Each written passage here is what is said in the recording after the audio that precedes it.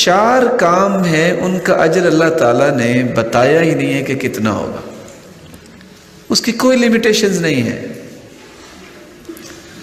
اور ان 4 کاموں کا بدلہ اللہ تعالیٰ نے خود دینا ہے، اس لیے اس کے بارے میں بتایا ہی نہیں ہے۔ کتنا دینا ہے یہ میرا مالک جانتا ہے۔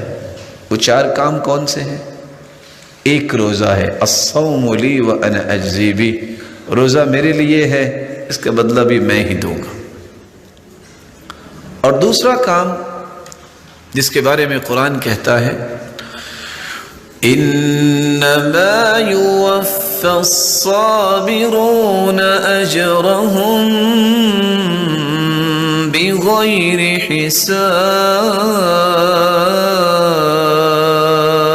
حساب، جو صبر کرتا ہے اسے بھی بغیر حساب کے ہی اللہ اجر دیں گے، اس کا حساب کوئی نہیں۔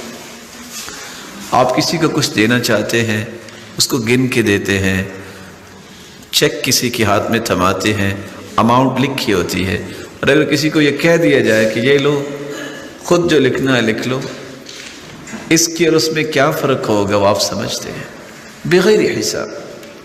اور تیسرا عمل جس پہ اللہ تعالیٰ بغیر حساب کے، کوئی لیمیٹیشنز نہیں اللہ تعالیٰ کے انعامات کی، جیسے اس کی شان و عظمت بہت ہے اس کا انعام بھی بہت ہے۔ وہ تیسرا عمل کون سا ہے؟ جب انسان سچا ہونے کے باوجود کسی کو معاف کر دیتا ہے، معاف کرنے کے ساتھ ساتھ اصلاح کرتا ہے، ایسے انسان کو بھی اللہ نے اتنا اجر دینا ہے اس کا حساب نہیں ہے۔ قرآن مجید میں اللہ عز و جلال فرماتے ہیں فَمَنْ عَفَا وَأَصْلَحَ فَأَجْرُهُ عَلَى اللَّهِ،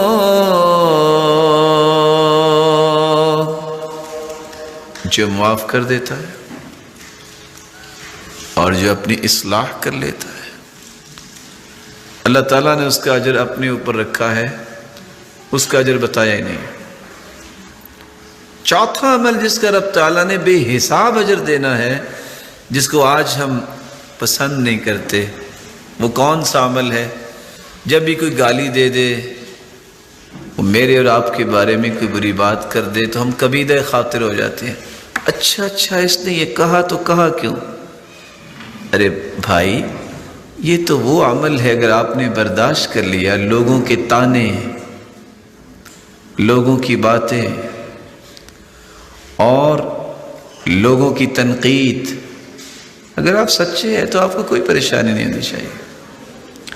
پریشانی تو اس کو ہوتی ہے کہ جس کے اندر 3 صفات نہیں ہیں، یا تو اس نے کوئی جرم کیا، یا اس نے دین کو نہیں سمجھا، یا یہ ہے کہ وہ جانتے نہیں ہے کہ اس پریشانی کو چھوڑ کر رب پہ توکل کرنے سے اور برداشت کرنے سے اجر مجھے کتنا ملے گا۔ لیڈر لوگ تو ایسا کام نہیں کرتے۔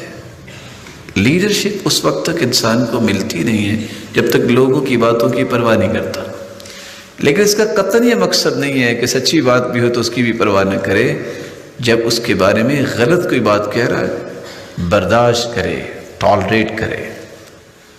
اسی لیے قرآن مجید میں اللہ عز و جلال فرماتے ہیں نون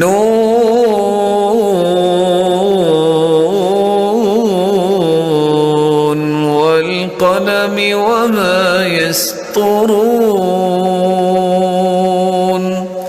ما أنت بنعمة ربك بمجنون وإن لك لأجرا غير ممنون وإنك لعلى خلق عظيم۔ اللہ تعالیٰ نے قسم اٹھائی ہے قلم کی، اور قسم اٹھائی ہے اس قلم سے جو کچھ فرشتے لکھتے ہیں قرآن کی، اپنی کلام کی۔ ساتھ کیا فرمایا؟ ما انت بنعمت ربک بمجنون، ساری دنیا تمہیں دیوانہ کہے، مجنون کہے، میرے محبوب جب میں کہہ رہا ہوں جس نے پیدا کیا ہے کہ تم دیوانے نہیں، پریشانی کی ضرورت کیا ہے؟